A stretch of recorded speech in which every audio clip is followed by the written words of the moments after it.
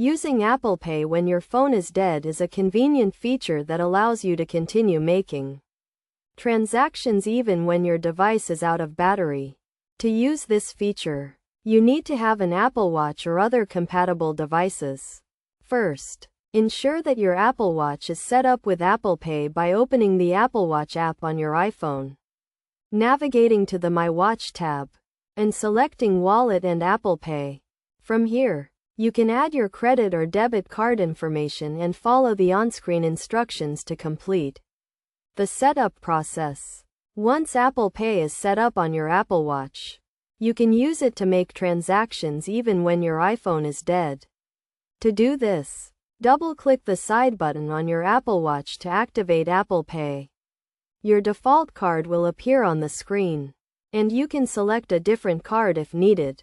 Next, hold the watch face near the contactless reader until you feel a gentle tap, which indicates that the transaction has been successful.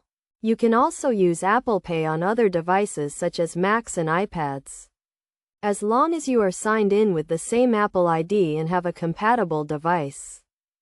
It is essential to note that you can make up to 5 transactions on your Apple Watch without needing to authenticate with your iPhone or enter a password. After the 5th transaction, you will need to authenticate with your iPhone or enter a password to continue using Apple Pay.